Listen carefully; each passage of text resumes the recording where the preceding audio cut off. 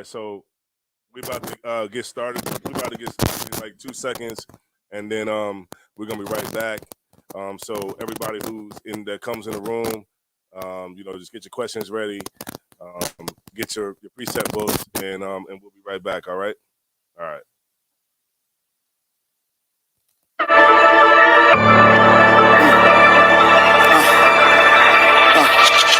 Think it's a game till we end it, keep the steppin', I be stumpin'. What's for breakfast, raise the menu. Dinner time, I catch 'em lunchin'. Big shit, not a rocket. You can tell the way I lunch, the way I flun it, I can't hide it. You can see the way we come. I don't get lazy loading guns. And hold 100, it got 100. If we put it together right, it ain't no risking when we run it. Show me who in your top 10, where your list, I'm going hunt. Ain't trying to hear what you talking, man. It's time to switch the subject. Extra clips, if I run out, I got something I can sub and I just feed off all the hate. But the ground, you gotta love it. What you niggas say in private, I'll address your ass in public. Shotgun, double barrel before I shoot, look like I pump it. 245 extendos like I'm deadlifting the gym bar. Watch your mouth, cause these whores, they'll turn you to a pitfall. Knew the game was over, I could tell just by the tip off. Judge him if he's something, we could tell just by your big dog. Shark in the deep, dive in and see me come and smell blood in the waters, man. It's time to get the hunting. Everybody ain't real, all I ask to be 100. And never fold on me when it's time to get the hunting. Started out with nothing, then I turned it into something. Green light on everything when it's time to get the hunting. First we started off with fishing, needed more to feed the hunger. Don't be on the other side when it's time to get the hunting. Blow your motherfucking crib down, turn it to a bunker. Niggas see you, they gon' crash out, you better wear a bumper. Electrifying when this bitch strike, yeah, it's made of thunder. Fly nigga without the wings, and I still won't take you under. Tell her she mine forever, all I said is that I love her. And if she mine, I can't leave her, that's the reason I can't. This shit is real over here, pay attention to. Wanna see the snakes? I had to cut the grass slow. No, if I wanna see the snakes, let the mama loose. Yeah, with 2 8s and 2 4s like the mama do. Get me pissed off, grab a switch like grandmama do. Cook your shit with something big from the arm, just like grandmama food. A shark in the deep, dive in and see me come and smell blood in the waters, man. It's time to get the hunting. Everybody ain't real, all I ask to be 100. And never fold on me when it's time to get the hunting. Started out with nothing, and we turned it into something. First we started off with fishing, needed more to feed the hunger. Started out with nothing, and we turned it into something. First we started out with fishing, needed more to feed the hunger.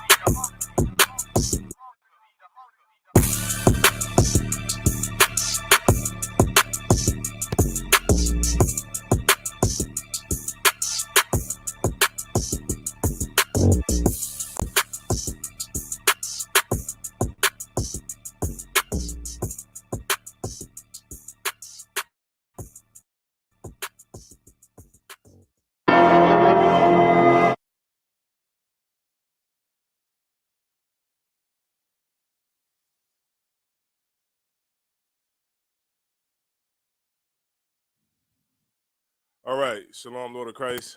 Just let me know how the audio sounds. Shalom, Lord of Christ. What's going on, everybody? Sounds pretty good. All right, so, okay, here we go. We're the ISUPK, the Israelite School of Universal Practical Knowledge, started out of 1 West Home, New York, under command of John Yohana. And what we're here to do today is to go into the brotherhood class, right? The brotherhood and sisterhood class, because remember, it encompasses both, not just men. It encompasses both.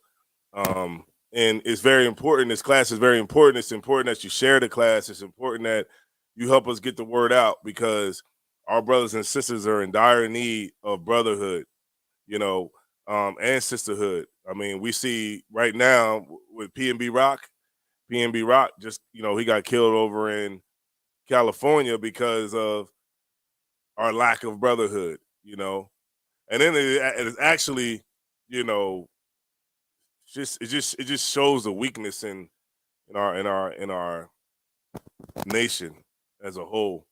And, so that's why it's real important that we do have brotherhood and sisterhood. It starts with us, and this is how we get the word out, by having these classes every week. A lot of our brothers and sisters, they're not interested in brotherhood and sisterhood. They're not interested in it at this point. But we got to keep fighting, because it's not like a quick race. It's a marathon. So, you definitely have to put the work in. It's an uphill battle, of course, but we would have never got chosen to do the job if we wouldn't be up for the task. All right. So the name of the class is Day 1's, Friends, Homeboys, and Associates. And a lot of in our, I would say, in our culture of America, as Black people and Hispanics, that's what we basically, that's how we address people, as our Day 1's, our associates, our um you know what's that, homeboys, homegirls, you know what I mean, your bees, right? If you're a girl, all of that stuff. And what I want to go into today is, like, how to pick a friend, but also at the same time not be quick to credit someone just because they appear to be your friend. So many people have made bad choices when it comes to picking friends, and they have made bad decisions when it comes to picking, people that you call your Day 1's and your homies and all of that.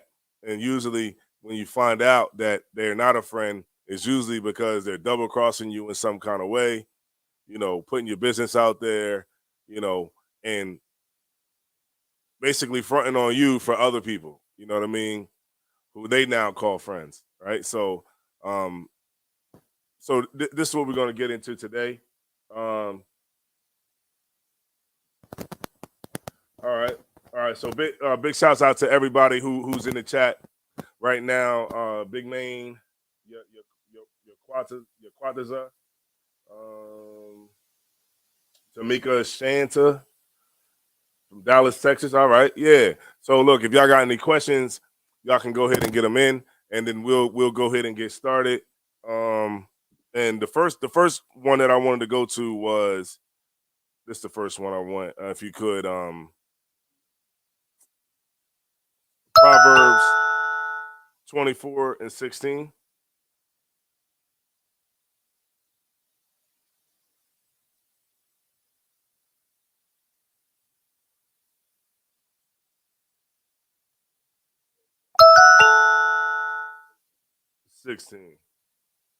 Let me get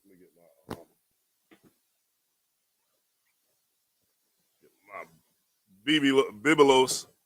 Oh, so Ecclesiasticus, right? No, Proverbs. I'm sorry.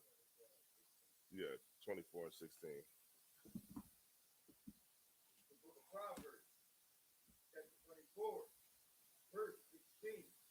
Hold on one second. Say it one more time. This is the book of Proverbs, chapter 24, verse 16. Mm-hmm. For a just man falleth 7 times and riseth up again, but the wicked shall fall into mischief. Verse 17.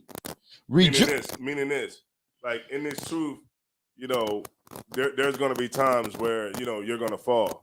Now, don't take this as a license to make a mistake, but for every brother, like, what I'm saying, as like the scriptures talk about, when you striving for the mastery, you're going to have bumps, but at the same time, like, this is what we call, and how you fix these things, rather, is what we call getting checked. You know what I'm saying? Like, we make mistakes in the truth, and you get checked on those mistakes, right? And so a brother, he might fall, you know what I mean, and make a mistake, but how that brother changes that is by fighting and also by getting checked. All right. Same with sisters too. Go ahead. Honorable Khan. Rejoice not when thy enemy falleth. Right. So when this talks about your enemy falling, this is talking about your brother, right? Your brother or your sister who has become your enemy, right?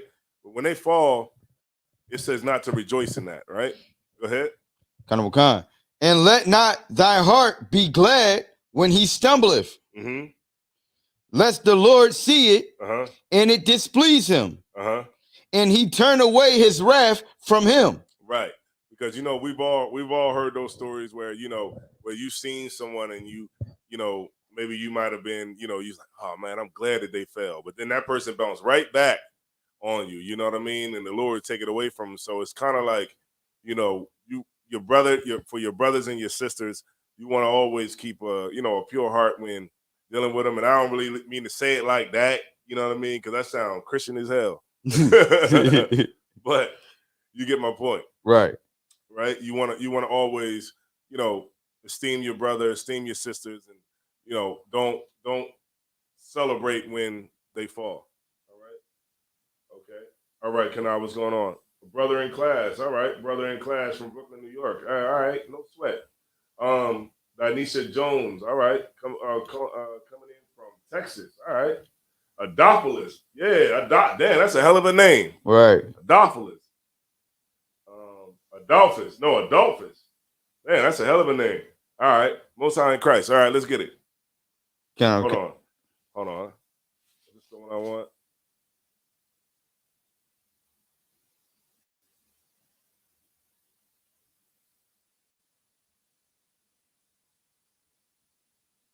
Okay, let me get Ecclesiasticus. You can drop that. Let me get Ecclesiasticus 27:12.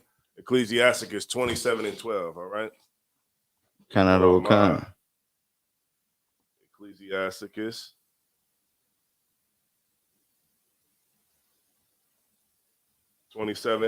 verse 12. Ready for me? Yeah, I'm ready. All right. This is the book of Ecclesiasticus, chapter 27, verse 12. Right. If thou be among the indiscreet, observe the time. Right. What does this mean?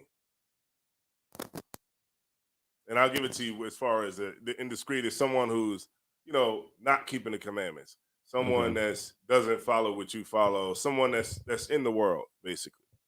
Right? Kind. Observe the time. Observe the time. What does that mean? Like, understand what's going on around you.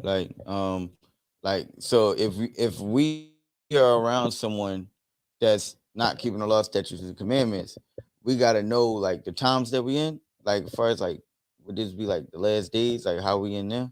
No, observing the time is keeping be mindful of how much time you spend around these types of people. Okay. Because when you spend time around that time around these types of people, then you could fall to the same thing that they fall to. Right. A lot of times, like you see, like I see people all the time.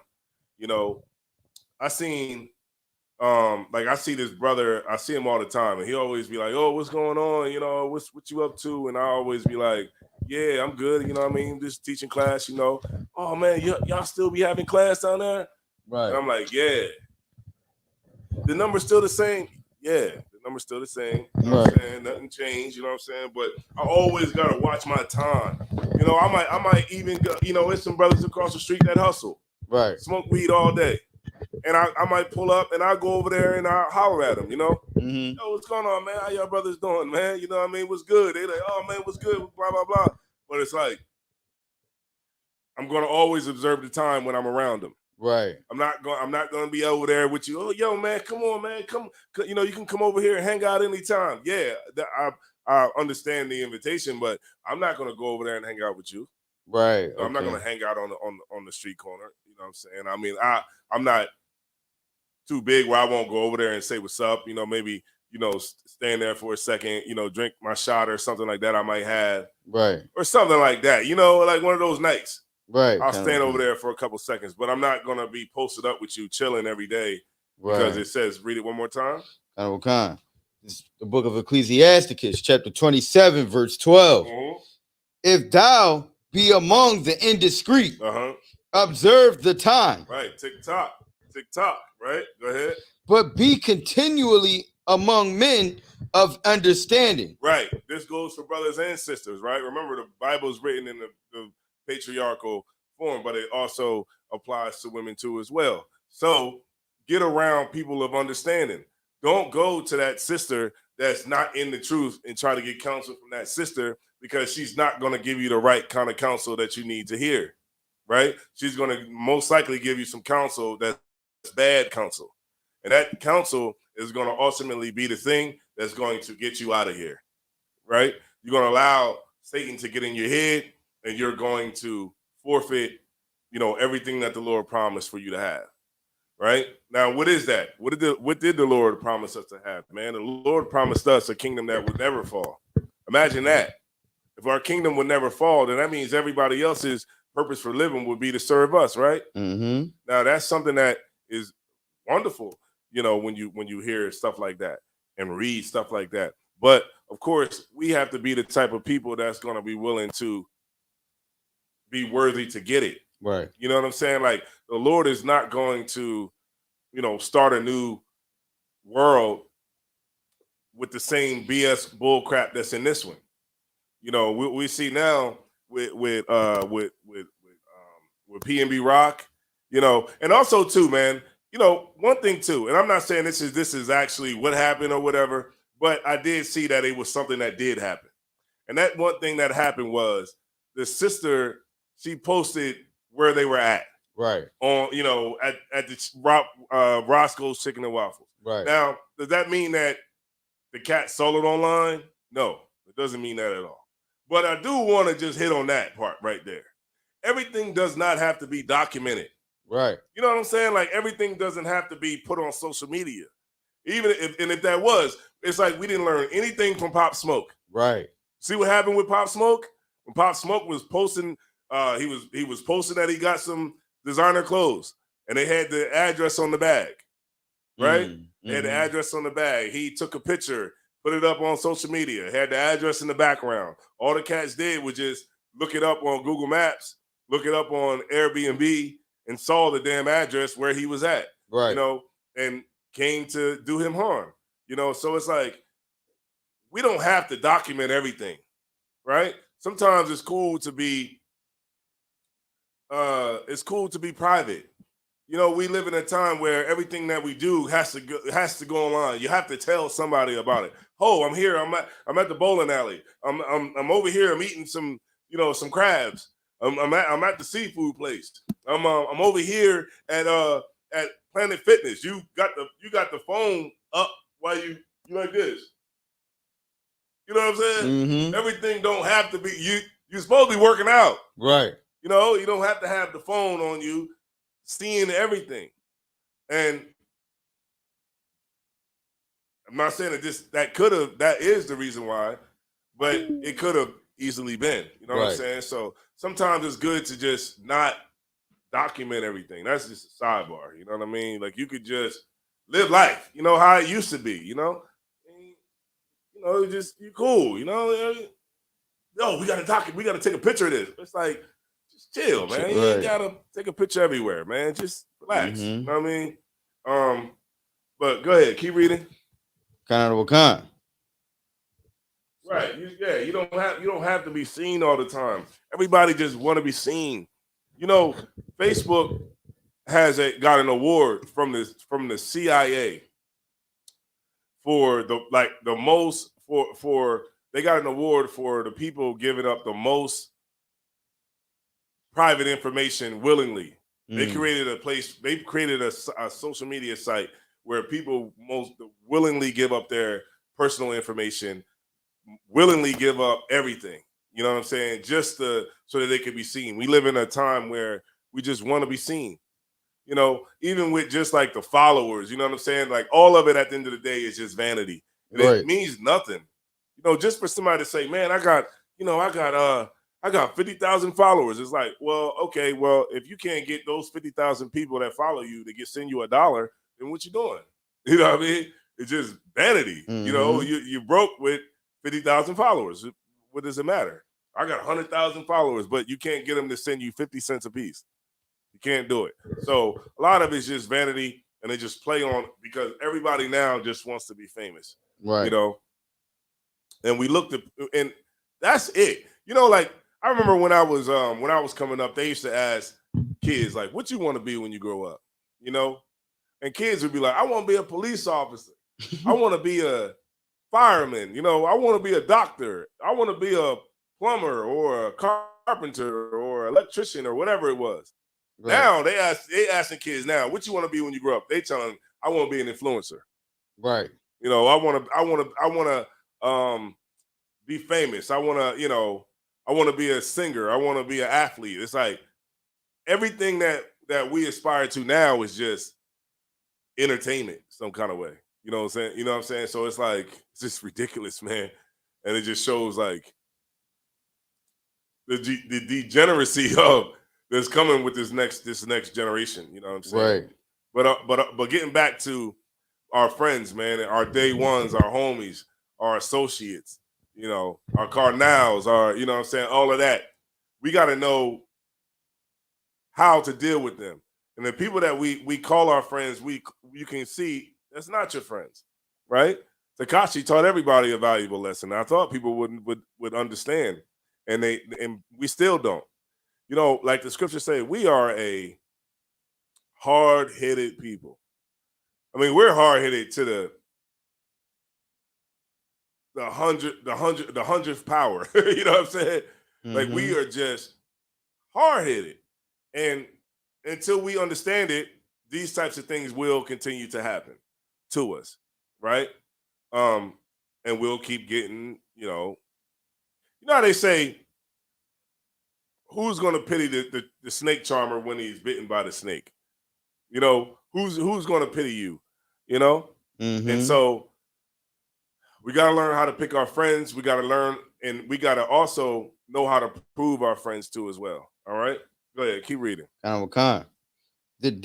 Verse 13, the discourse of fools is irksome. Right, the discourse of fools is irksome. What's that mean?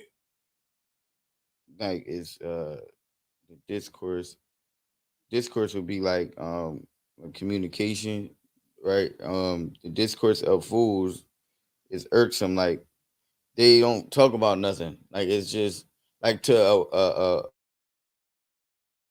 a person of understanding, the things that they're talking about, it's like will be like irking, like just kind of nothing of value. Right. So what do brothers talk about in the world?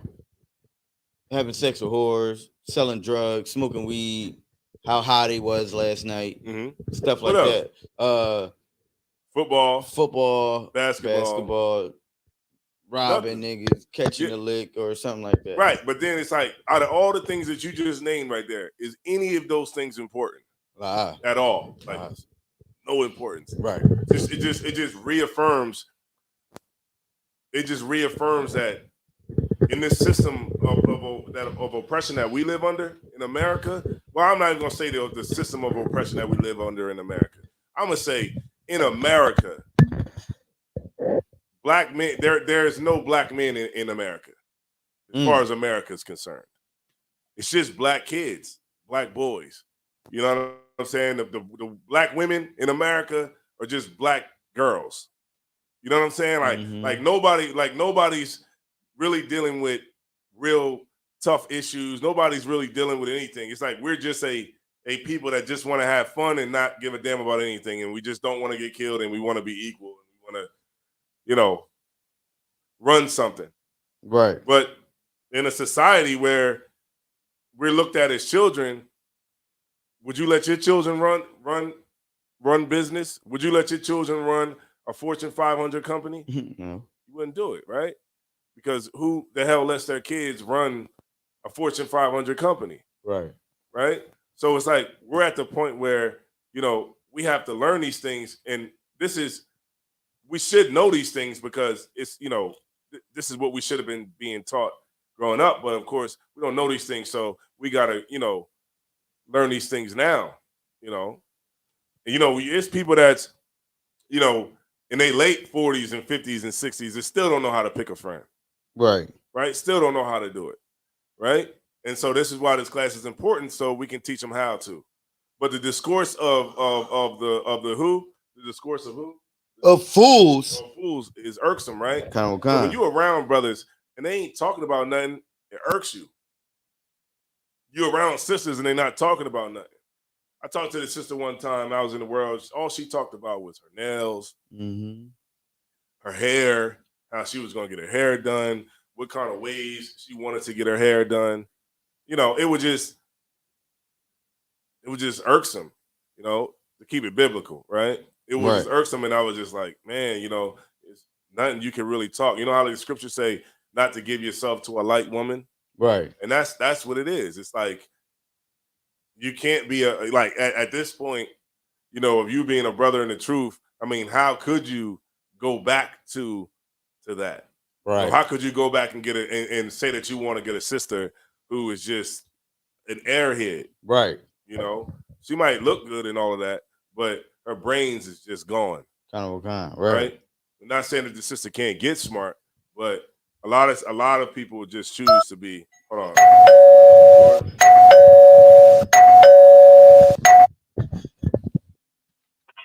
What's up, man? Shalom, Lord of Christ. Shalom, Christ. What's going on with you? All right. Oh, y'all, 1 second. I'm just gonna.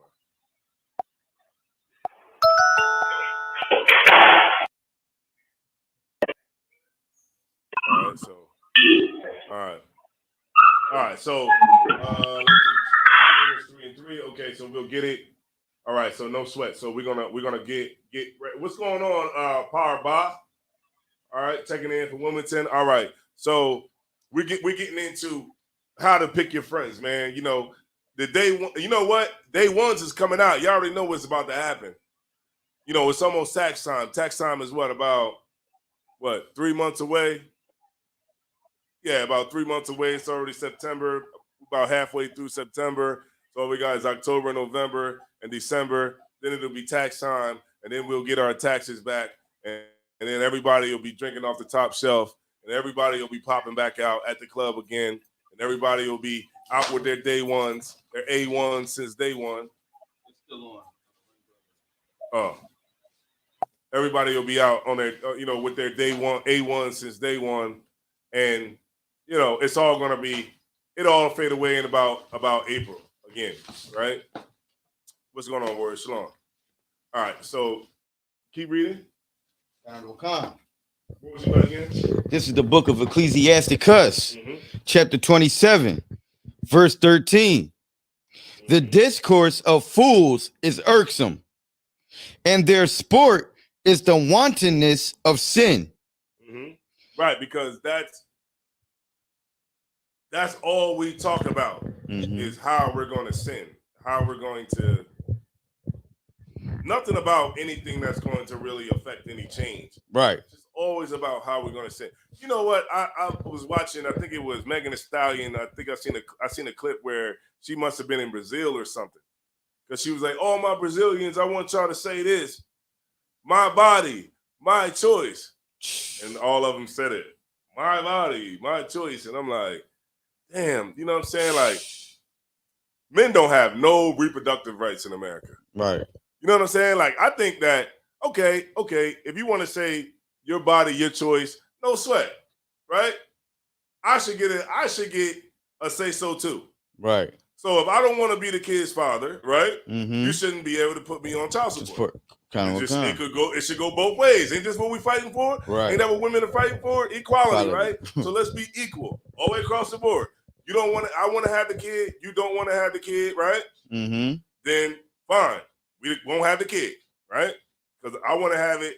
You don't want to have it. So that's that. Right. Nothing I could do. Even if I was a type of brother that was really wanting a son or really wanting a daughter, it's nothing I can do. Because she said, no, I don't want it, right? Now, what you have, want to say something? After you're done, sir. But so now, when she has a baby, right? And she says, oh, I'm so happy about being a mom.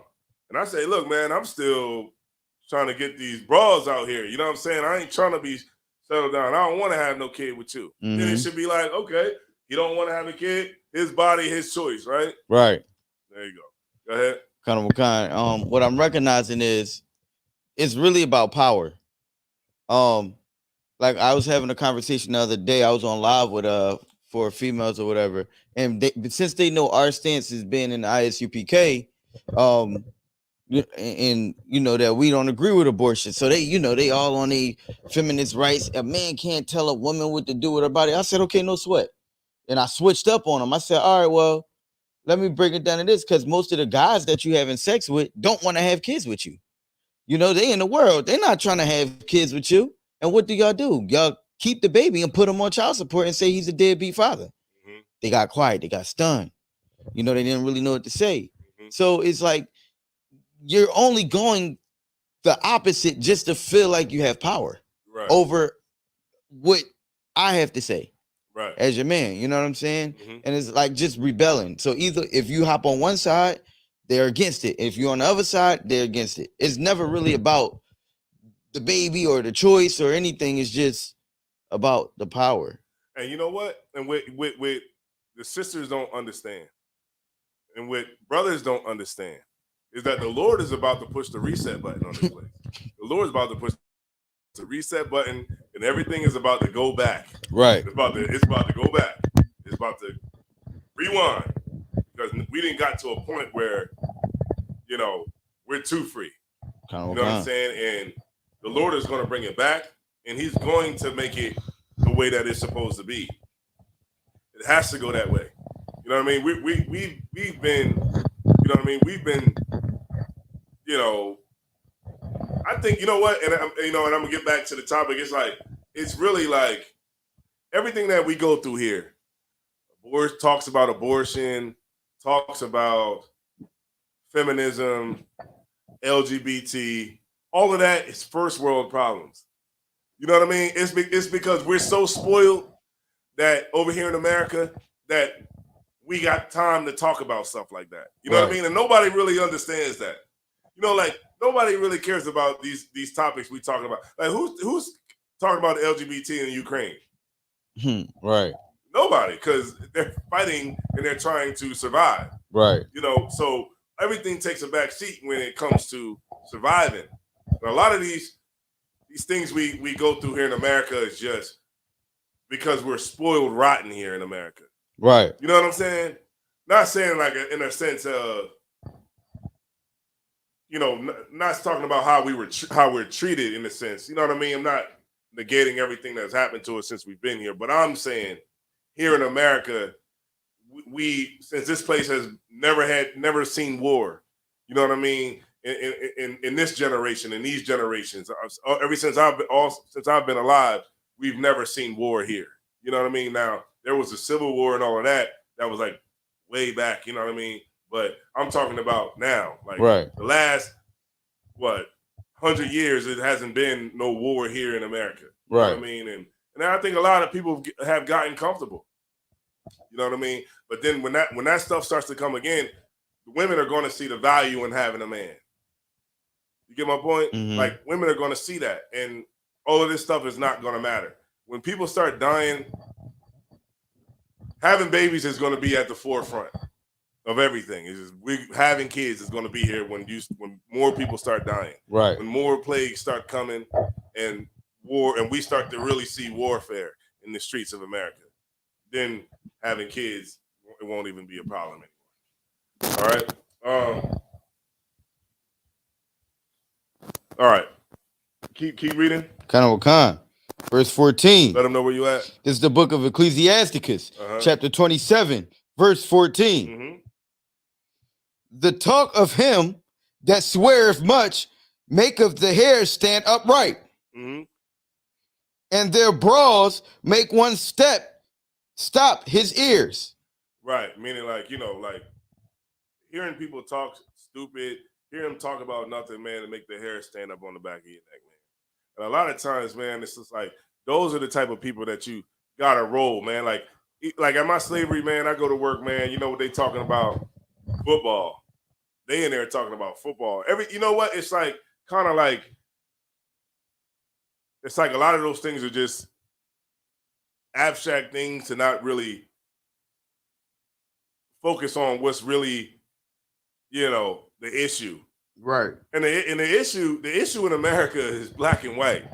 It's not gray. It's not green. It's none of that. It's black and white, right? And so many people just try to get around facing that. So we just talk about football all day. Talk about going out to the club. Talk about what's on Instagram. Talk about twerking. Talk about, you know, everything that does not have anything to do with anything, right? And this is the people that, you know, we're around. And so you have to separate yourself from these types of people. All right? All right. Let me get, what was that one I wanted? Hold on. I got it right here. Try this one out, Robert Carr, if you could. Is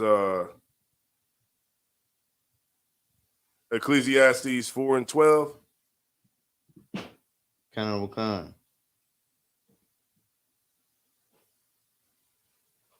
Ecclesiastes 4:12. I think that's the one I want.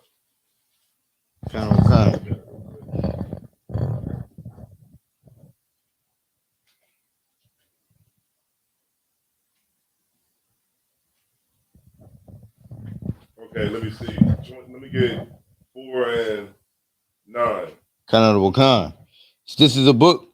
This is the book of Ecclesiastes, chapter 4, verse 9. Mm-hmm.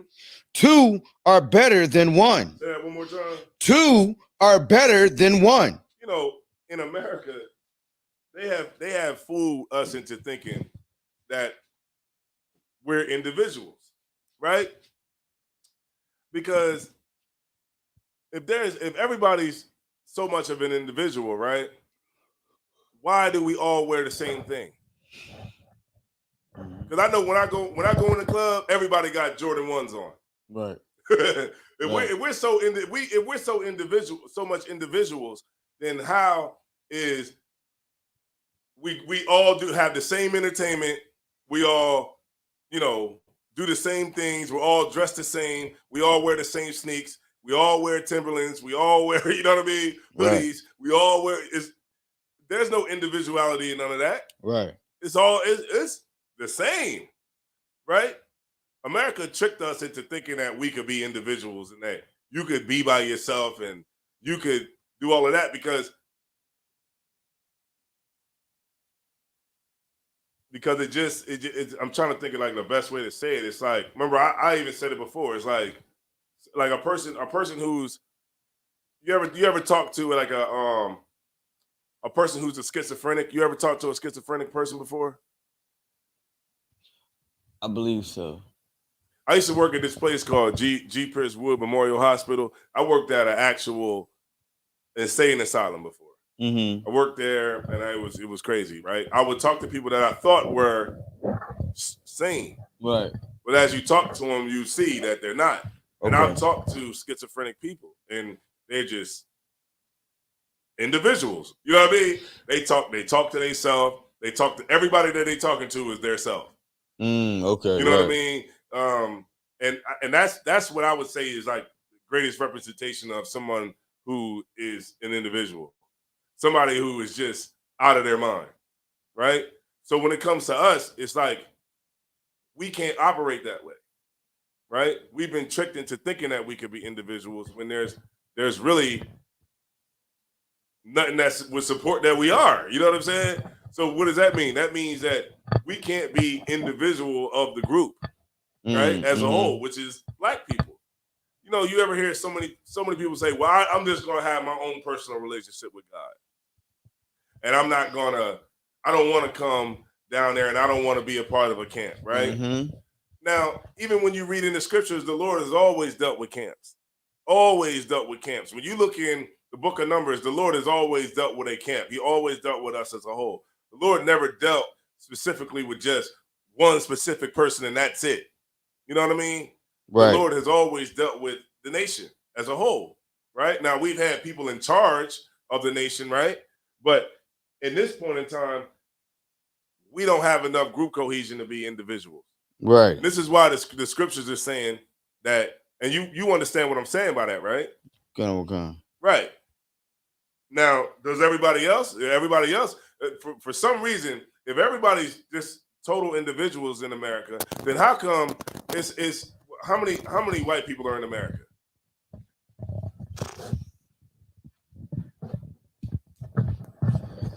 Google it. So Google that real quick.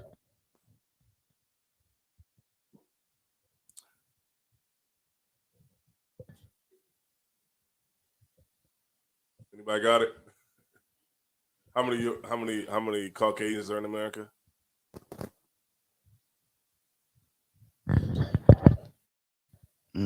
About 4 million. 4 billion No, it can't be 4 billion. In America, it's only like 300-something million people in America.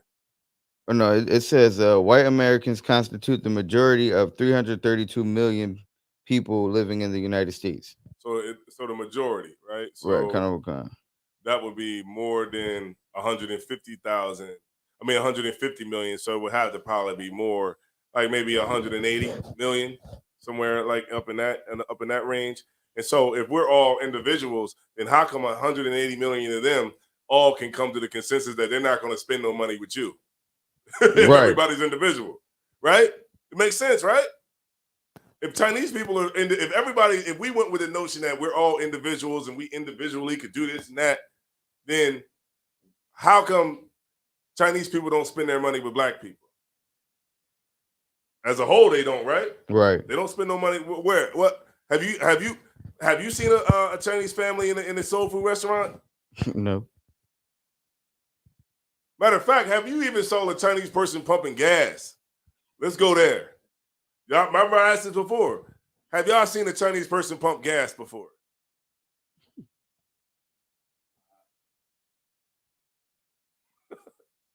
Where they at?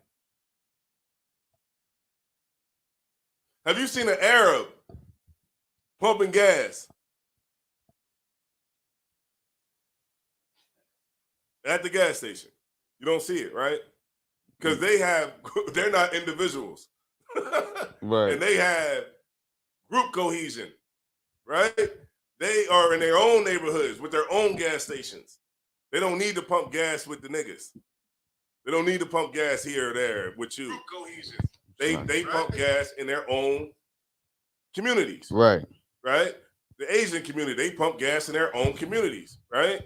And so this is why we can't be individuals. And this is why the scriptures say, it says what? 2 is what? Okay. 2 are better than 1. Go ahead. Hold on. Go ahead. Okay, 2 are better than 1. Where we at? Call out where you at again? Ecclesiastes 4 and what?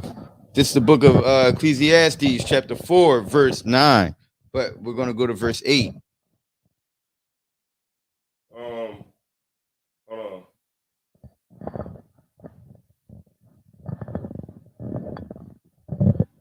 All right, start at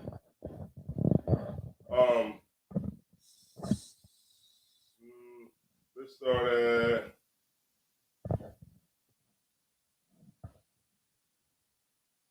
let's see. Let's start at 7. Kind of what kind? The book of Ecclesiastes, chapter 4, verse 7. Mm-hmm. Then I returned, and I saw vanity under the sun. Right. So when you remember, who are we talking about here? Who's writing this right now? David.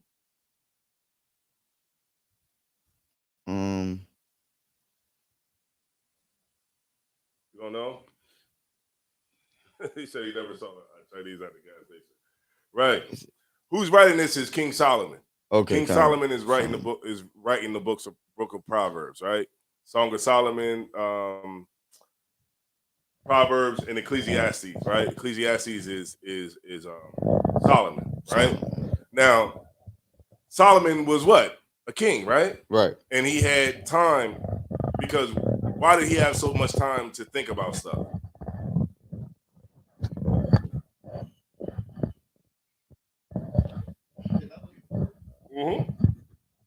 Because he was the king. Right. So he didn't have to go to work like we got to go to work every day and not have time to think, right? Right. He had time to think about things, think about science, think about art, think about, the things that mattered. He had all the women that you could, in the world. He had what, 700 wives? Right. He had all the behind that you could get, right? He had all the money that you could ever want. So he had time to consider things, and he understood. He had all the horses, right? He understood that those things are just vanity, right? And what we're reading right now is things that he considers to be vanity, right? But go ahead. Honorable Khan. There is one alone, and there is not a second. Mm-hmm. Yeah, he have neither child nor brother. Right. So this is talking about someone who is alone, right? Someone who's on their own. Keep reading. Khan. Yet is there no end of all his labor. Meaning that he's always going to have to work because he's by himself, right? Keep reading. Neither is his eye satisfied with riches. Mm-hmm.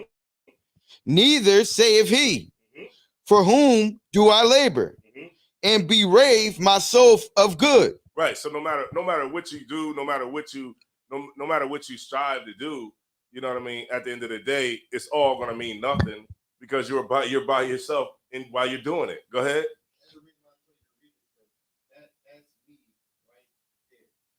That's you. You said that's you. I done worked 100 hours a week, all this stuff.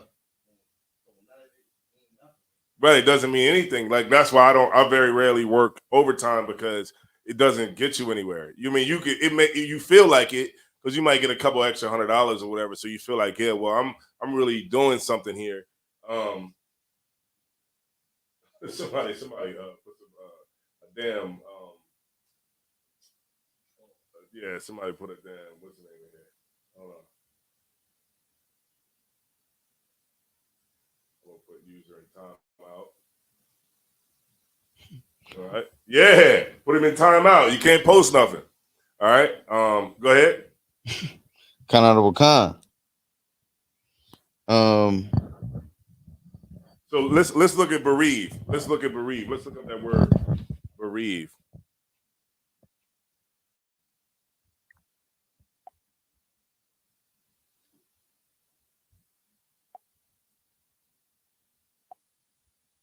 Definition of bereave. Khan. Here's the definition of bereaved: deprived of a close relation or friend through their death. Right? So he's saying that neither saith he, for whom do I labor and bereave my soul of good, right? Right? Is deprived of a close relation or a friend, right? Through their death. Keep reading. This is also vanity. This is what? Also vanity. Right. Trying to be by yourself, man, because at the end of the day, when you try to just be by yourself, do what you do by yourself all the time, then you're gonna die by yourself. You know what I mean? Like you're not gonna have someone around. You want to have someone there with you. You know, especially when you get old. You know what I'm saying? Like you don't want to be by yourself. You know, like I realized, like my mom had a stroke, right? And if my stepfather wasn't there, she would have just died. Right? Because she wouldn't have had nobody there. Next thing you know, you have a stroke, you in the house, nobody cares about you because you just want to all live your life as an individual by yourself all the damn time. So when you die, somebody's gonna find you a month later. You know what I'm saying? You're not gonna have somebody there say, "Oh, yo, let me call the ambulance real quick." You know what I'm saying? Oh, boom, boom, boom. And then the ambulance come, and because my mom had someone there with her, she was able to get to the hospital in enough time so that she didn't die. Right. All right. But keep going. Khan. It is. Let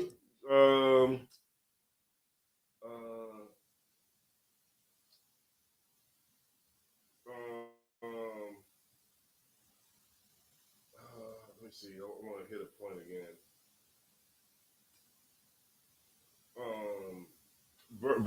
Go up to verse 8 again. Khan. This is the book of Ecclesiastes, chapter 4, verse 8. There is one alone, and there is not a second. Yeah. He have neither child nor brother, yet is there no end of all his labor. Neither is his eye satisfied with riches. Neither saith he, for whom do I labor and bereave my soul of good. This is also vanity. Yeah, it is a sore travail. Verse 9. Two are better than one. Say it one more time. Two are better than one, because they have a good reward for their labor. Right. So if you got a brother, this is talking about brotherhood. You know what I mean? This is talking about sisterhood. When we work together, it's so much more that we can accomplish together. So much more that we could do if we're on the same track. You ever notice? Look, you look at like any podcast that you see out there, right? The name on it, right? So you see the Joe Budden podcast, right? Right. Or you see $1 million worth of game. You know what I'm saying? Or you see the Breakfast Club, or whatever podcast you see that's out there, Drink Champs, right? They have a team of people behind them. Right. They have a team. You might just think, oh, it's a Joe, because his name is on it. Joe Budden podcast. So you think it's just Joe Budden by himself. No. Joe Budden has a team. Right. He has somebody back there that's doing production, somebody doing thumbnails, somebody doing still photos, somebody doing the recording, somebody setting up the mics, somebody putting it up on Facebook, somebody optimizing his SEO, somebody putting all his content out on social media. You get my point? Like he has a team of people that's out there. Somebody who's his publicist, somebody who's, making sure and booking different events, somebody who's booking interviews, somebody, you know what I'm saying? So it's like you can get to a level, and a lot of times we see people that be on certain levels, and you're like, well, how do they get to that level? And they get to that level because they have a level of brotherhood. Now, ask yourself this. If we're in the truth and we got the truth, right? How the hell can't we do that same thing? Right. How can't we? We could do all of those things, but we have to move past, we have to move to a point where we can prefer each other, where we can, be able to have enough cohesion amongst each other to be able to go to the next level, right? Like the scriptures say that the kingdom of heaven cometh not with observation. You're not going to get the kingdom of heaven if we're just sitting by looking, if everybody's being lazy. I know brothers, want us to go home. I get it. You know what I'm saying? We all want to go home. You know what I'm saying? Like, I don't always want to come out the house when I go home for work. Sometimes I just want to just chill. Right. Work on something else. You know what I'm saying? But you can't be like that, because just imagine if everybody took that approach. Right. Then no work would be getting done. You wouldn't have no work getting done. And so your enemies, guess what? They are getting work done. They're getting work done. And then you ask yourself, well, damn, how can they do it if they don't have the truth? You know what I'm saying? You ever wonder that? I always wondered about like a biker club. You know what I'm saying? Biker club, they got a hideout. You know what I'm saying? They got a hideout. They got a house where they bring broads to. They party all night, get high, snort coke. Right. You know what I mean? Got a garage where you could go and get your car upgraded and all that good stuff. And I'm thinking to myself, damn, they got land, all this stuff, and they ain't even in the truth. You know what I mean? They ain't even in the truth. How we in the truth, and we can't attain that same thing? You know what I'm saying? We could do far greater things. We just have to be brothers that's willing to work together, right? Sisters that's willing to work together. Not just a type of brother or a sister, you only want to work with people that you just like. And we can't be that way. You know what I mean? Because in business, you hear stories of people that created businesses and created riches for themselves and everything, and they don't even like each other. You know what I'm saying? Right. So, we're far better than those people because we got the truth and we keep the commandments, right? And we got the Lord on our side. So it's nothing that would stop us from being able to achieve what we want. We just got to be the type of people that's willing to get to that level and do it, and do the work that it takes to get there. Right. All right. It said that 2 is better than 1. Read on. Honorable Khan. Because they have a good reward for their labor. Uh-huh. For if they fall, the one will lift up his fellow. Right, because you got somebody there. When you fall by yourself, you ain't got nobody else. It's like that person who, you ever heard this? I know y'all heard this. They say, man, what happens when the person falls? That always helps everybody else. And you should never feel like that. You should have someone that you can lean on. You should have something that you can lean on. For me, I can lean on the school. If I ever needed it, I know I could. Right. If I ever really needed something, I could get it from the school. But I don't have to go to the school, right? Because I have a slavery, of course, but I also have brothers that are around me. right? That will help me if I'm down or whatever. So I know that I wouldn't even want to tap that resource unless I really truly needed it. You know what I mean? Because I'm the type of person where I'd rather it go to somebody else, right? Right. But it says 2 is better than 1. So when your brother fall, you'll be there to pick him up. If your sister fall, you'll be there to pick him up. But we got so many people that just want to be individuals. It's like no point of us even being rich in America. You know what I'm saying? Right. Like, what's the point of us even being rich? If you got Kanye's a billionaire, right? Mm-hmm. And he got sneakers.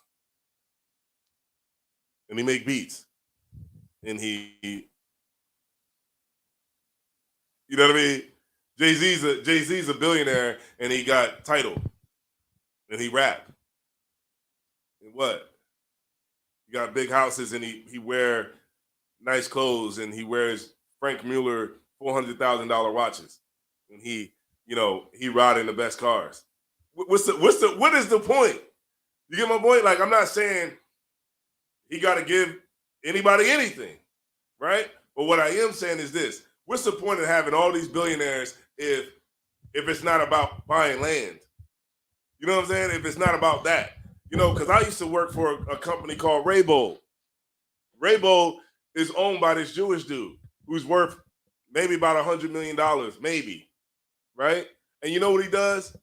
He gets land and he clears the land out and he builds houses on the land, right? So what he has is he has his own dump trucks, his own front loaders, his own bulldozers, his own landscapers, his own maintenance, his own carpenters, his own electricians, his own, you know what I mean? Right. Plumbers, everything, right? He has his own team. And you know what he does? He literally goes to the next town, he goes to the next place, buy the land, clear the land out, get all the zoning, put all the houses on there, and say, this is going to be a 55 and up community right here. Finish that, he goes right to the next one. Builds apartment buildings, condos, high rises, everything, nonstop. He's actually building, he's the monopoly man. Right. What do we do when we get $100 million? We just buy a super, super big house with 100 rooms that you're not even going to sleep in. Rooms that are just going to the house is so big that stuff starts to break from just not even using it. You know what I mean? Like, imagine you got 100 rooms in this big mansion and you only sleep in one. Right. And you just walk past the rooms all the time. And then you go into the room and it's cobwebs all over it's cobwebs over everything. So you gotta have a team of people to keep it clean. Right. You know what I mean? You gotta have a team of housekeepers to keep everything clean because your house is so big. You got where Rick Ross got 300 acres. You got 300 acres of land, and somebody has to cut it. Somebody has to do the landscaping. So what's the point? You know what I mean? Like in America, it's like you ever heard the saying back in the day they used to keep guns from us, right? Mm-hmm. Because they knew who you would shoot if you got one. But then they gave us guns because they was like, well, you don't know who to shoot, so here you can have guns because you're not gonna shoot us, you're just gonna shoot each other. So it's like that even with money now. It's like, we'll give you money. That's cool. We'll give you money. You'll get billions of dollars, all the nice stuff you want, because we know you're not going to do nothing with it. We got money and don't even know what to buy. You know what I'm saying? And that's just reality of it. You know what I mean? And we never see any real change because the brothers who do the rich of Israel, you know, that prayer, the rich of Israel, to shake loose the pockets of the rich of Israel. Like, really, that's what is supposed to be done. Like, Israel is brothers in Israel who are rich, brothers who have money have a great responsibility to the people. You know what I mean? Right. Like, we could literally create something amazing. A ranch, right? A ranch in Utah, right? It's probably like, let me see. I'm about to show y'all something. How much is a 80,000 acre ranch in Utah? So Let's see here.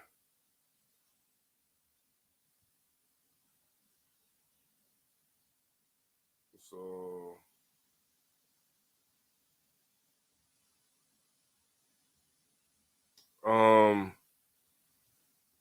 Utah's ranch is for sale. 75 listens. Let's see. All right. Give me 1 second. I just want to see something real quick. So this ranch right here that's for sale is $19 million, right? It's $19 million. But it has 9,955 acres of land. That's crazy. 9,000 acres. Now, let's see this, okay? That's a lot. This is another ranch. It's 7,950,000. It has 4,000 acres of land. This ranch here is 1.9, and it has 1,000 acres. Let me see.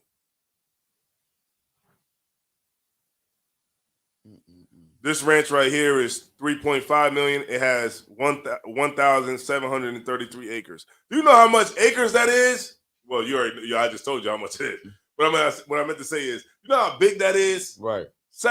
9,000 acres. There's even ranches that are bigger than that. You know what I mean? 60,000 acres of land. You know what you could do on 60,000 acres of land? You can create your own community. Like, it's private too. Mm-hmm. You can create, like, you could build a city on a ranch. Like, you really don't have to do anything. You can, like, literally, and you know how I know? Because it's this cult, right? It was this cult back in the 80s. It was called, y'all can look it up. It's called Old Country. It's on Netflix right now. It's about this cult called the Rajneesh cult.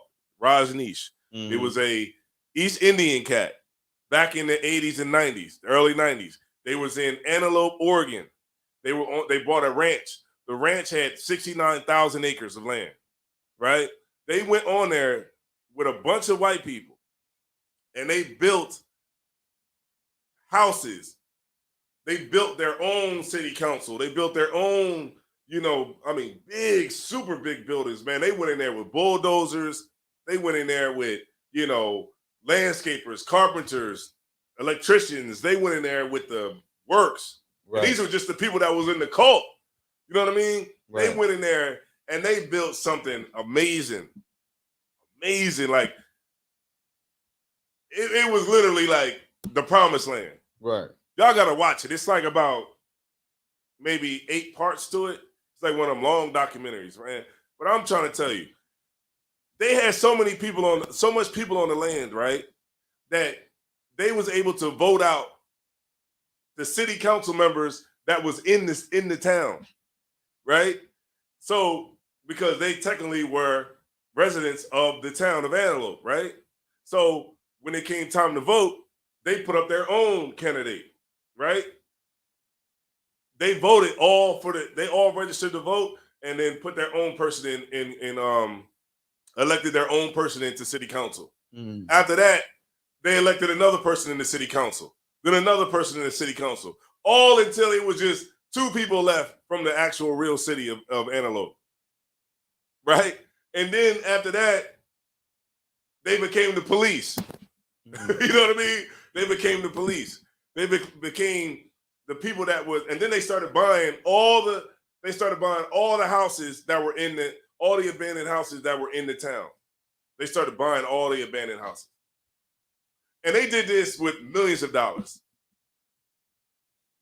We're people with billions of dollars, trillions of dollars.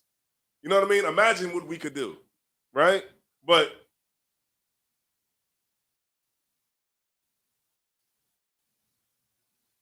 but we just don't take those types of things, because it's like you can't. It's like clear that you can't use your money to affect change for Black people if you're Black. Mm-hmm. It just goes against the system. So if you want to help somebody, you got to do it in Africa. But that's crazy though, right? Kind. I mean, y'all watch it. When I'm telling y'all, watch it, and you'll be like, damn. The cat had a fleet of Benzes, Mercedes Benzes, and they had cults all over the United States. I mean, not the United States. They had cults in Europe, like Germany. What is it called? Germany, Amsterdam, Italy. I mean, everywhere. I mean, they was a cult on a whole, on a whole nother level, and they was following some East Indian dude who was like a guru type dude, like the dude with the long beard, and he just, got all this wisdom or whatever. But he had all these white folks, and the reason that he got brought down was because the white people that were in the town. Because what happened was the reason that they got taken down by the government was because they started expanding. They tried to take over the whole they tried to take over the whole state of Oregon. You know what I mean? They went from Antelope, they took it over. Then they started trying to move to, the capital. And when they started trying to do that, they, the government started trumping up stuff on them and, started coming up with all these bogus charges and stuff like that to get, to take them down. And plus, it was just the politicians at the time were just, well, they still are, but they were racist against the fact that this East Indian had all this control over all these white folks. And that's why they brought him down. And they brought him down strictly because he was taking over too much. Right? But even if we don't do that, I mean, at least we could start something, you know what I'm saying? And let's get some of this land and let's start building some stuff. Let's start doing it. But, just giving you some sneakers to buy, that's not doing nothing. All right? Yeah, you're right. We're not on the same accord. It's just like the history of the Hershey Company brought and built a town. Okay, so they must have built the town of Hershey.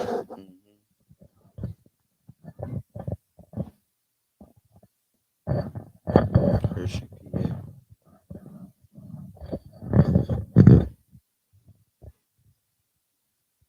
Right. Keep reading. I'm sorry. Let me get back to it. All right, Honorable Khan.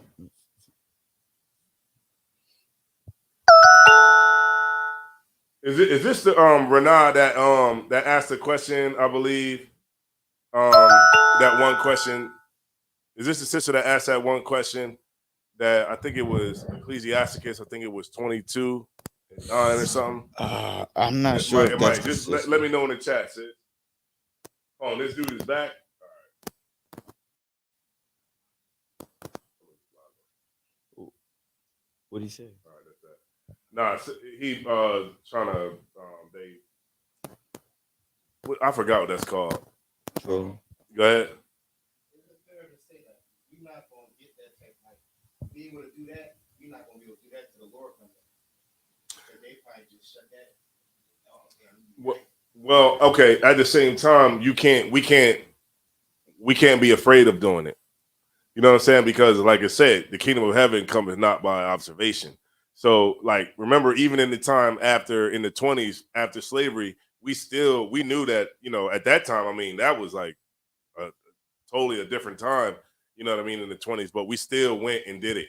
It failed, but also remember this, when we start to create those things, right? Like it said, like the scriptures say that, the kingdom of heaven cometh not with observation, meaning that we got to go out and we got to do work, right? Now, the work that we do, if we do it in righteousness and the Lord be on our side, then, you get my point? The Lord will be with us. But if we don't try to do anything and we just think that success in America is just having something that you can sell to black people, then we're never going to get anywhere. You know what I mean? Like, that's what we feel success is that I can get this and sell it to black people. It's like a way of exploiting your own people. It's like, okay. And I think them damn Yeezys is like, I think they come up with like the most ugliest sneakers. I think they say, okay, let's figure out what's the most ugliest sneakers we can sell to niggas and they'll buy. You know what I mean? Go ahead. Salaki, they just came out with Balenciaga water bottle shoes. Mm-hmm. You seen those? Yeah. They got shoes that look like a cockroach. Like it's just like a blob on your feet. Like, you know what I mean? They're like, how much are those? They $9.50. because we just got to be, you know what I mean? It's because of our low self-esteem as a people. Mm-hmm. You know what I mean? Because our self-esteem is so low in America that we feel that we can hide the scars of racism and the scars of being oppressed long as we look good. And if we can look good and we can, so it's not Balenciaga, it's having the Balenciaga name on your feet because it's a status symbol. No matter how stupid it looks, it's just a status symbol to make you feel good about being on the bottom.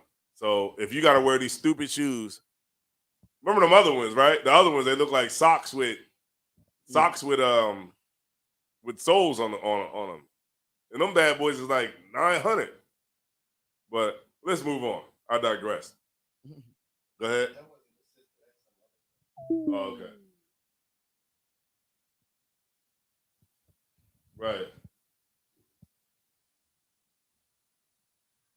Okay.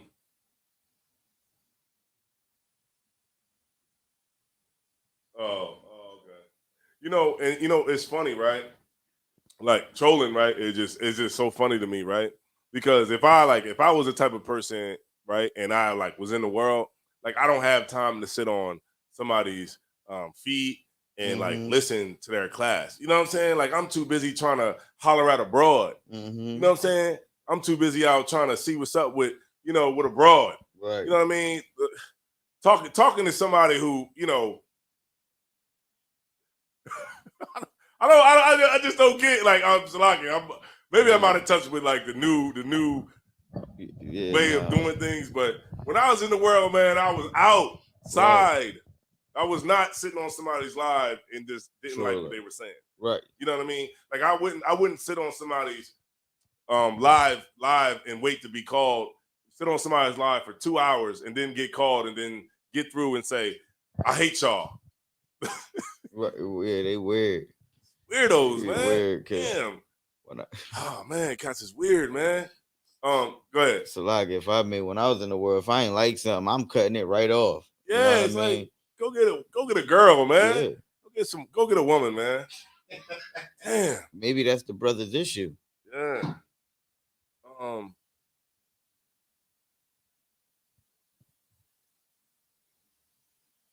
You want to keep reading or? Go ahead, keep reading. Khan. This is weird, man. I never understood that, man. I just don't understand trolling, man. I mean, I get it. They try to get a reaction out of you, so they can just get some light, but whatever. Mm-hmm. All right, so look. All right, so who is this? Who is this Renah Israel? Somebody write in the chat. Is this a person in the school or are they a troll? What's Renah Israel? Renah Israel in the school. Somebody let me know. If not, all I got to do is just hit the block button and this person is gone. All right? Then that'll be done. And then that's it. You just get the block button. All right? All right, so let me know if anybody in the chat, if this person is in the okay, so they trolling too. There you go. Done. Renah Israel is blocked. All right. Block user. Done. So now, okay. All right. So I guess that's it. Yeah. Okay. So they block now. So that's it. It's damn, that's it. Now it's over. Now you gotta go. You gotta go out and then come back in with a different email account. Right. All right. But go ahead. You got it. Let's keep moving. This is the book of Ecclesiastes, chapter 4, verse 10. Mm-hmm. For if they fall, the one will lift up his fellow. Mm-hmm. But woe to him that is alone. When he falleth, for he have not another to help him up. Any more? Verse 11. Again, if two lie together, then they have heat. Mm-hmm. But how can one be warm alone? Mm-hmm. That's the one thing. You hear these cats talking about. They don't need to. You have to be in a congregation, man. You got to get around your brothers, get around your people, and that's that.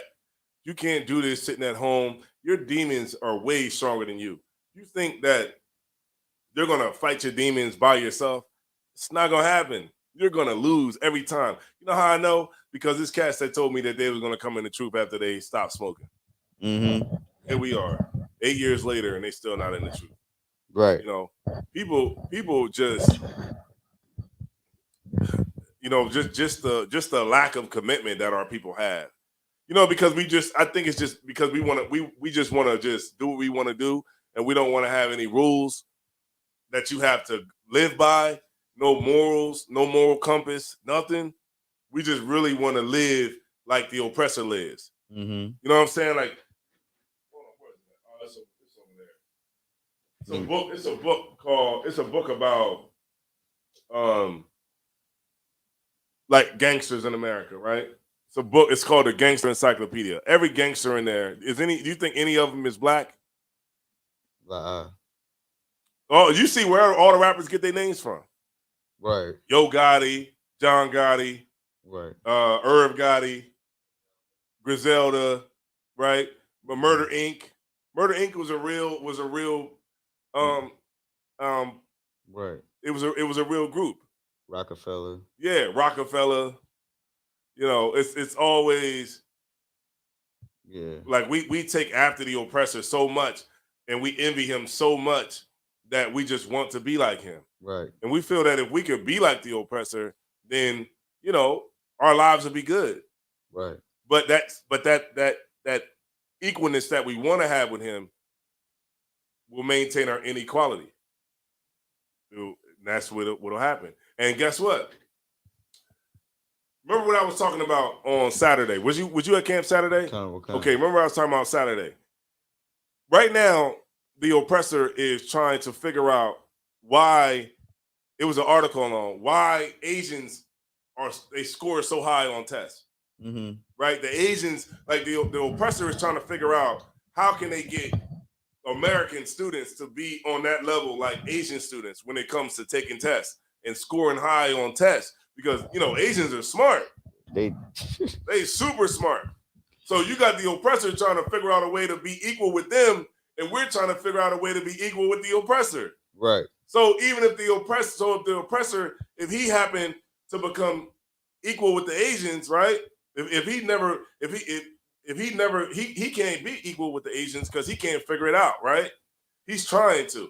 So we spend all our time trying to be equal with the oppressor. So even if we ever did get it and we was equal with the oppressor, we still wouldn't be equal to the Asians. Right. See what I'm saying? You see like how vain our fight is? Right. Like our fight is just vanity. Like it has no meaning or nothing. And we don't know it because we don't know what a real friend is. We think a real friend is somebody that can pop lock.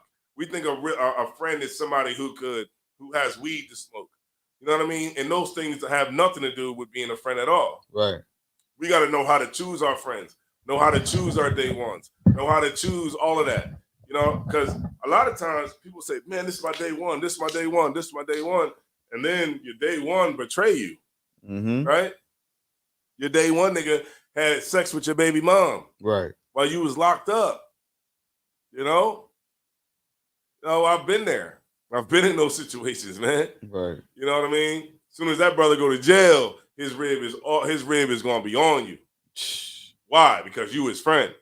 And she see the same thing in you that she see in her husband. I'm not gonna say it like that. In her nigga, right? Because we're not talking about the truth here. Right. We're talking about the world. So when that brother go to jail for 3-4 years, guess who's gonna be, having sex with his girl? His mans. His mans in them. Right? Because we don't know how to pick friends. Go ahead. Yes, the Asians is part of your oppression. When you look up and down the block, look at it. The hood is invaded by Asians. You know what I'm saying? They make billions of dollars every year off of black women's hair. And guess what? When black women try to open up black beauty supply stores, they get shut out by the Asians. They get shut out.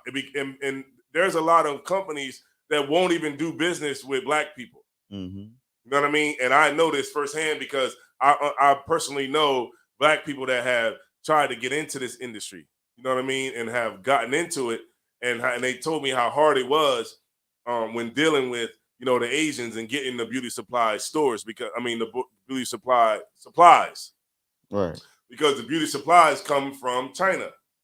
You know what I mean? They come from China. So when you go, and you can get them from America, but they're gonna throw some extra on it because you're getting it from a distributor that's here in America. Right. So if you really want to get the prices where that you can compete, you're gonna have to go to China and deal with the Asians to get it.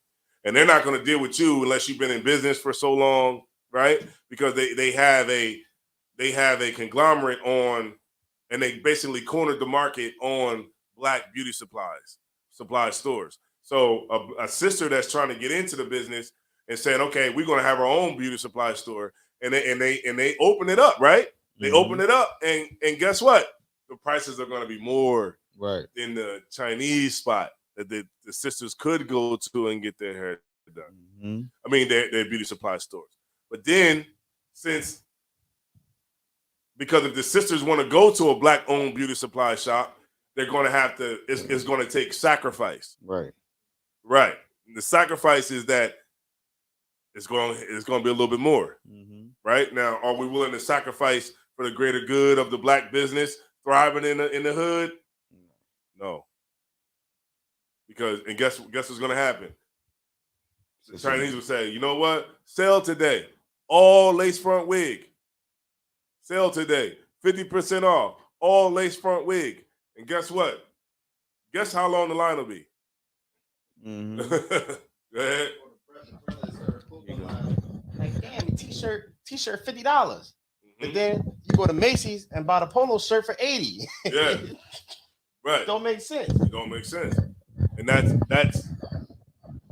that's just our burden. You know what I mean? Like, if we want to do business with each other, it's going to take sacrifice. Right. And they beat up our women. They beat up our women in their shops, and our women are going to go back. Right. And our women and our children, they are oppressed with us. Right. So, could you give me what nation? Hold on 1 second.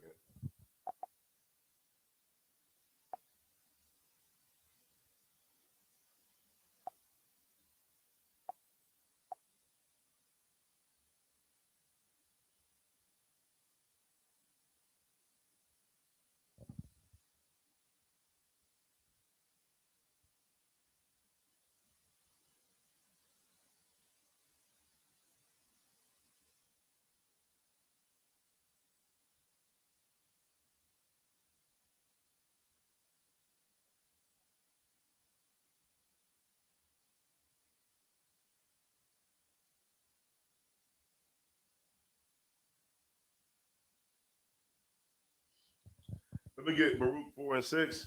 Kind of kind. Let me see something real quick.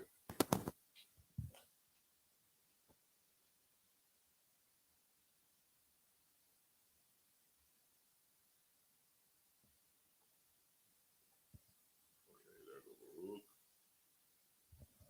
Want to see something real quick. Baruch.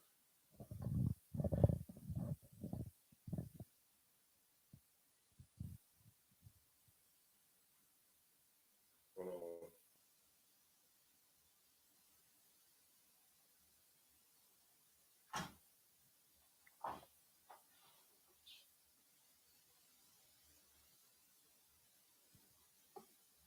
Hold on 1 second. Let me find this real quick.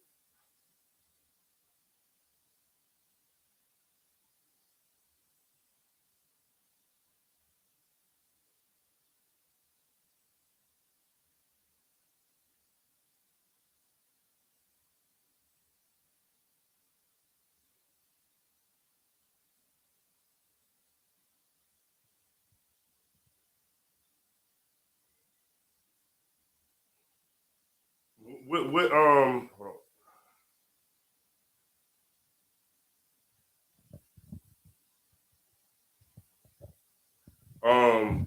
What's that one, Robert Carr? Maybe you might have heard it. Hold on. Oh, good. It says, "What nation hasn't had a hand in our destruction?"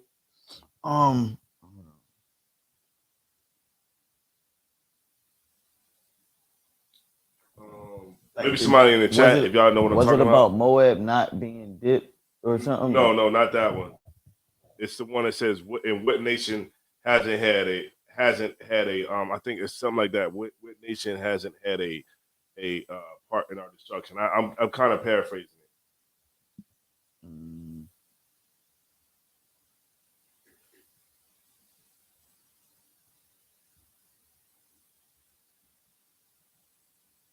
Is it like the beast of the field or something? I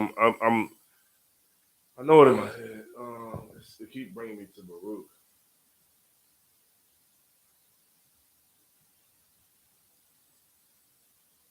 Let me get.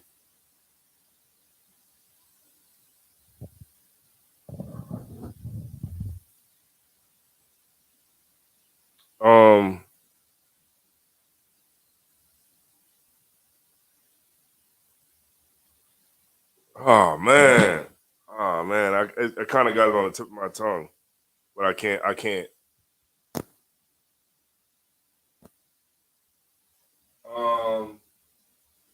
don't know. Slocky, y'all. I know the scripture. I was gonna get it for the brother, but the scripture was saying like, what nation hasn't had a hand in our destruction? Meaning that when the brother said,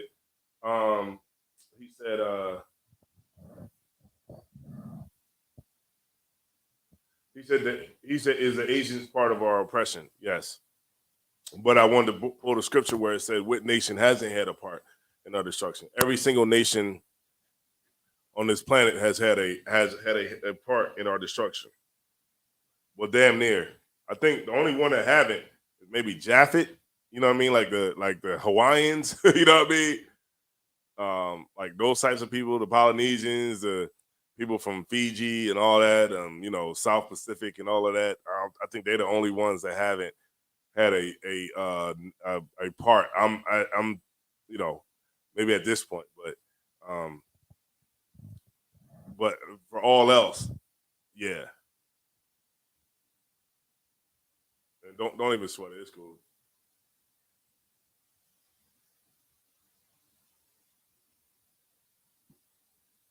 Yeah, I'm pretty sure they do.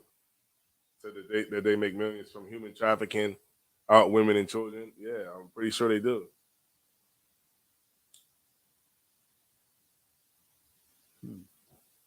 Is that it? First Maccabees 2 and 10. That sounds like it's right. Hold on. That sounds right.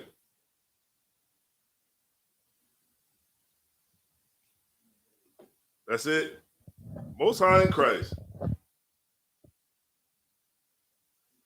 Most High in Christ. I knew there was something there. 2 and 10. Yep. There you go. Let's go to. This is first Maccabees. So this is when Jerusalem fell, right? By the Greeks.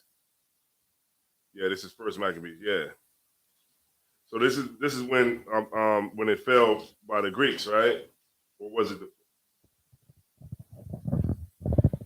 king of the Persians and the Darius, the king of the Persians and the Medes, and he reigned in his stead the first over Greece. Yeah, this is when the Greek Empire was taken over, right? And this is when they took and ruled Israel, right? And ruled Jerusalem. So go to verse 8.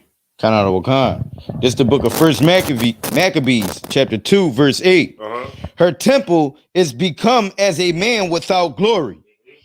Verse 9. Her glorious vessels are carried away into captivity. Her infants are slain in the streets. Her young men with the sword of the enemy. What nation have not had a part in her kingdom and gotten of her spoils? That's right, man. All nations, man. Moabites, everybody has had has benefited off of the spoils of us being destroyed. You know what I mean? Even today, you see it. You know what I mean? Like everything in this country is basically have to be upside down for it to keep us exploited. You know what I mean? Like if it's welfare, if it's a welfare system, it gotta keep us poor. You know what I mean? That's supposed to be helping us, right? But it gotta keep us poor. Education have to make us stupid. We go to school to learn how to be dumb, and that's like the craziest thing to me. You know, but we at a point where we can't be home. I remember when it used to be like a father could go to work and work at a plant and come home and be able to support like a single family home and the car and everything, and it was like that. But now, I mean, it's not like that anymore. Both parents got to work, because it's that's oppression. Oppression. Everything that's going on here in America is no different than what happened in Rome. Rome didn't fall, by an external force. Rome fell because it fell internally. Right. It fell because of constant protests, racism, you know what I mean, against, black people that were there, money, inflation, not having jobs, all of those things happen. And that's just what happened, you know what I mean? And it's the same thing that's happening with America right now. All right.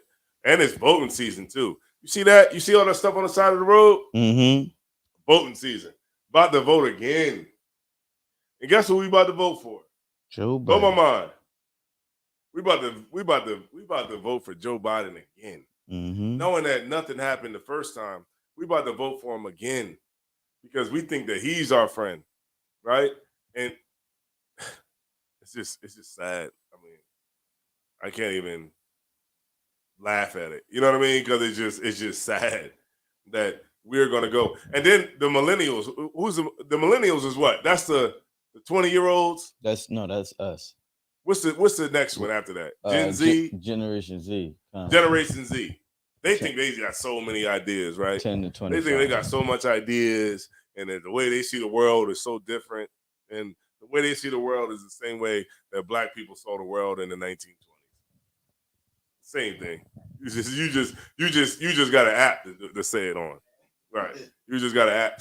It's the same thing. Right. You still believe in voting. You still believe in all people can come together. You still believe in the same idea that every other black leader that has came before you since the 1920s and 30s, you know what I mean, has been kicking that same yak, that same thing that doesn't work. Now, will I say this? Now, we've gotten cosmetic upgrades, to black people. We have gotten cosmetic upgrades. Now, does that mean that we actually got upgraded? No, that just means that we got a little few things along the way. It's not like, you're really fixing that hole in the wall. Just put a little, put a little putty on it. You know what I'm saying? Put a little, and then sand it up a little bit, but the hole is still there. And that's really how it is for black people here.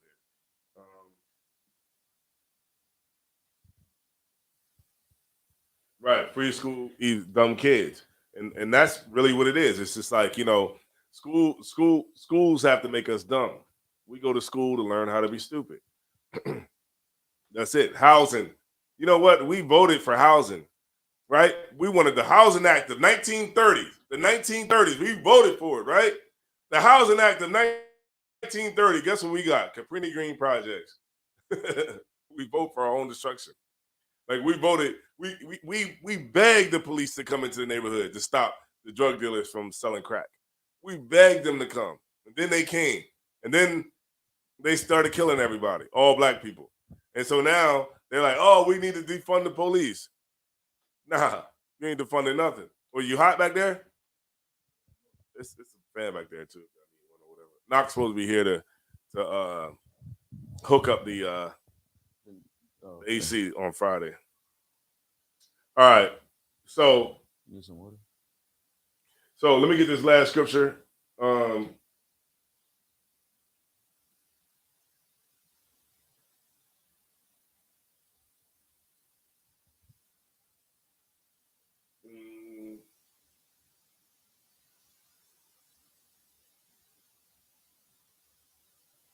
Let me get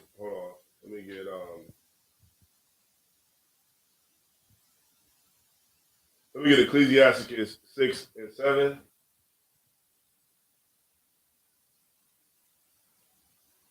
Con. And then well, y'all Sean, if you can get me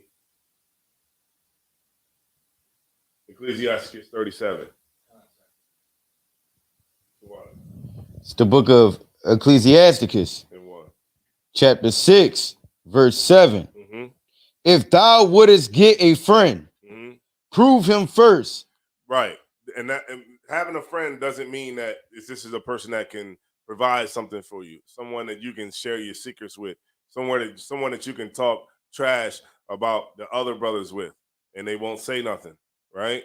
This is not a friend that, you know what I mean, that you should, want to pursue a friendship with.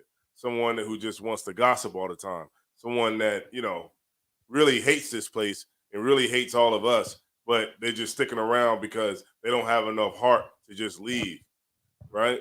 So they stick around because they're weak and they're cowards, right? So you don't want to create a friendship with a person like that, right? Keep going. Khan. Prove him first and be not hasty to credit him. We're so quick to credit somebody just because they got their tax check, right? And they're willing to buy some drinks off the top shelf. And you think that it's all good because this person got a little cash right now.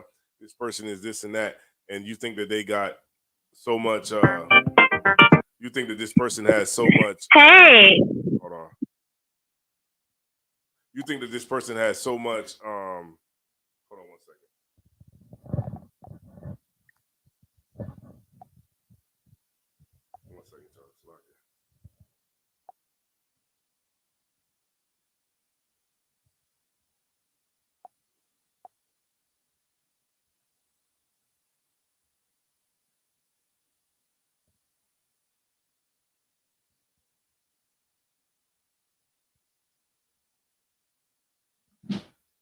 You think that this person, you know what I mean, is because they have something that you can benefit off of, you think that this person is your friend and they're not.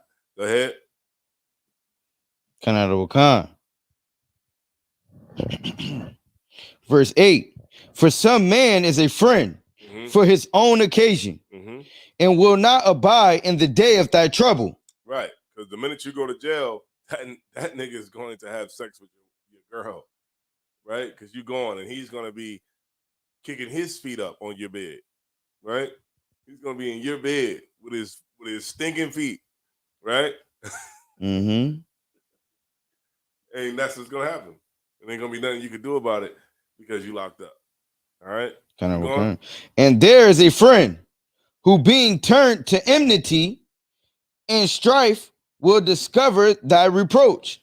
Right. So, it's always like, that person who's going to try to bring you down. Right. And we see that all the time.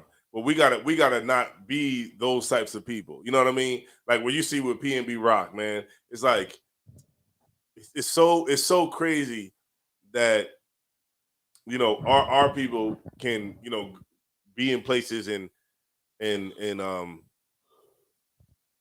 we definitely have, and we have a real threat of being robbed and killed, right? But the oppressor got way more than PNB Rock, and nobody does a damn thing to him. The Chinese shovel out millions of dollars a year out of a neighborhood, and nobody robs them. Nobody does anything to the Chinese, right? None of it. You know why? Because we're weak. That's the truth. Black people are weak. We're so weak that we can only do something to each other. That's how emasculated we are. That's how fragile our egos are in America. That because our egos are so fragile, because we're so weak as men, that the only thing, you know what I'm talking. Do y'all feel what I'm saying? You can only fight each other. Right. Like two little kids. They won't fight me because I'm more powerful than they are. But they'll fight each other, right? Because they don't respect each other. Because let a little kid tell another little kid, "Hey, sit down." They don't let you sit down, listening to you. You not my boss. So that's exactly how it is in America. We see that the oppressor is the boss. He's Big Daddy in the big house. When the police pull up, we all run from the belt. That's just that, right? We run from the belt. We understand every black men in America understand that the oppressor is the boss. I don't give a damn who you are. You understand it. You understand no matter how much you might try to think that you oh yeah, you know, I don't care about them them C's, right? Right. You know, a brother on the block. As soon as that police pull up, you take off running. Scared. You know what I mean? Because you know he coming with the belt.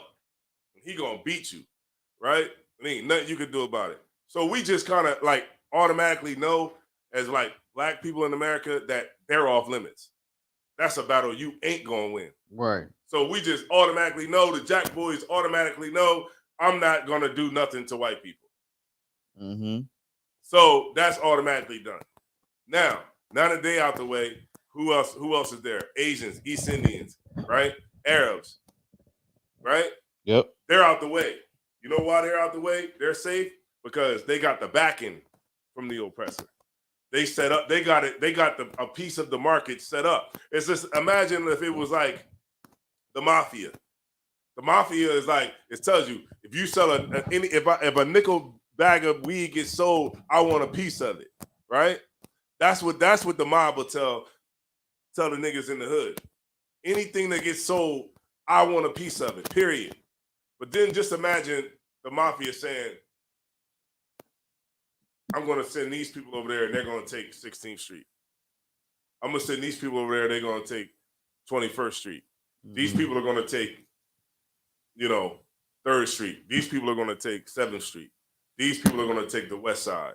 These people are going to take the East Side, right? Mm-hmm. So those people are there, but we know who they have the backing of. Right. We know that the oppressor is the muscle behind them, right? So what do the Jack boy know? This the hardcore Negro that'll shoot the whole block up. The most hardcore nigga on the block. The nigga that don't care about shooting up nothing, don't care about babies, don't care about nothing. He gonna shoot the whole block up, right? What won't he do? He won't mess with the oppressor. He won't mess with the Asians. He won't mess with the East Indians. Won't mess with none of the other nations, right? Right. So who's left for him to prove that he's tough with? You, the people that don't have no power, the people that are on the bottom, the people that don't have anything, the people that are exploited, the people that are, just trying to live.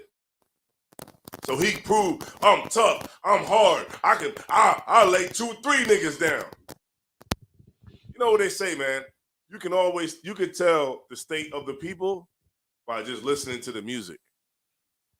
And that's how you can tell the people, the state of black people, by just listening to the music. All the music is, I'll kill a nigga. I'll put the gun in his face and let off 8 and turn his face sideways. That's all battle rap. Battle rap is how good you can kill somebody. How good you can kill me. It's not about how well you can protect me or, protect the hood from oppression or protect the hood from, people coming in and snatching our women out of it. It's not about that. It's not about, human trafficking. Right. Shout out to the brother, the brother or the sister that was in the chat that said that. It's not about protecting us from that. It's not about protecting the Mexicans that's at the border right now, whose kids are in there getting, molested. It's not about that. It's about how well you can kill a nigga. Right. Everything that you have is for a nigga because we weak. That's why PNB Rock is dead. Because it's just a bunch of weak niggas who just wanted to try to make an easy lick off of one of their own. Right. And then it goes back to the beginning. You know what I'm saying? I'm gonna be off of it, but it goes back to when we were younger. What were we taught? We were taught that color didn't matter, right? Mm-hmm. That's what we were taught. We were taught. That's what they teach in the church, don't they? Yep. Color don't matter. See, it don't matter what color you are. See, we're all one in Christ. Mm-hmm. Nothing matter. Color don't matter. Well, niggas is listening to that. Color don't matter. It don't matter. This is one thing they always say. Zarab Bakar. It don't matter if you blue or if you green or if you purple. Have you ever saw anybody blue, green, and purple? Go ahead. And then they say Christ, it's spirit. Yeah. It don't matter your color. And that's why these young boys is like, yeah, all right, color don't matter. So I'm going to get a nigga that look just like me. I'm going to rob that nigga. Because I know the police ain't going to come. I know he don't got no power to do nothing about it. So I'm going to rob him because that's an easy lick. You know what's harder? For me to go to Hollywood and try to rob somebody. That's harder. That take a little bit more balls to go to Hollywood and try to rob Brad Pitt or try to rob Tom Cruise. That's a little bit more risky. I could probably go to jail, right? And I don't want to go to jail, right? I'm tough, but I don't want to go to jail. Right. So I'll just rob somebody where I know I could probably get away with it. And that's weak as hell. Weak. You ask me? And that's why the police don't care about riots because they know you're only going to riot in your neighborhood. Right. They don't care about you burning the store down because they know you're only going to burn the store down in their neighborhood. Right. They know that you're not going to go to Hollywood and do nothing. They know you're not going to go downtown, right? You might go downtown and break into the phone store. You might break into the sneaker store, but you're not going to the courthouse. You're not going to the police station. You're not going to anything that has anything to do with the system, the structure, the way the system is set up of oppression in your city. You know you're not going there. So, yeah, just go ahead and burn a trash can on fire because in a couple of days, you're going to be back at work and nobody's going to give a damn anyway. Remember we was talking about prediction. You know what I mean? In order for them to solve the problem of prediction, they have to know the characteristics of the individual and how it interacts with the characteristics of the situation. Right. And they understand that already, so they already know what we're capable of. And they already understand that. P&B Rock getting killed is a horrible thing, but it just shows, and this is a big testament to how weak brothers are in America. Because you got a gun and you don't even know who to shoot. That is horrible. And what we got to do is come back and understand that brotherhood is the only thing that we got. We ain't got nothing else. We lost everything. You know what I mean? We lost everything. We don't have nothing else left. Right. Done. Destroyed. Like the Lord said we would be. Destroyed. We ain't got nothing left, nothing else to give. Hold on, what you do? I'm ass out. You know what I mean? Ain't got nothing else. And so until we understand it, that we have to have brotherhood and sisterhood till the sisters understand it. That they can't be fighting on damn TikTok and Instagram all damn day. You know what I mean? How many sisters got to go to jail in prison behind something stupid, right? And until we understand that, we're going to keep being destroyed. I mean, nothing going to happen. You know what I mean? And it's going to take one death, I believe. One death somewhere, you know what I mean? Or maybe multiple deaths. But it's going to take something like that for us to really learn. You know what I'm saying? Like, at some point, we will. You know how O Block, Chicago changed, right, when Tuka got killed. Right? It changed. It completely changed when Tuka got killed. You know? O Block just sold. Huh? They just sold O Block. Sold it to who? Yeah. Yeah. Some developer brought it. I wonder what nationality he is. Now, they'll kill me if I try to come to O Block, right? They will kill me. But a developer he did it the most gangster way. He brought it. And now you can't do nothing. So your guns don't mean nothing. Your gang doesn't mean anything.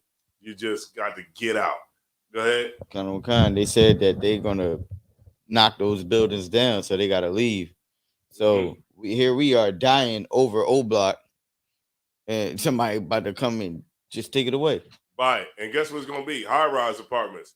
We're moving on up, moving on up to the east side. That's what it's about to be. It's about to be a deluxe apartment. It's about to be a high-rise apartment for all the people. It's gonna be a time when you go to Chicago and they were like, I don't know where to stay. I think I'm gonna stay in the O Block. Right? Like some rich person, you know what I mean? I think I'm gonna stay in the O Block. You know, it's just historic. It's historical. Yep. And there you go. The lack of brotherhood means the lack of the more lack of respect we have for each other, man. Without brotherhood, and we need to have more. So I'm gonna just end it there, man. I'm gonna turn it over to precinct officer. What's my name?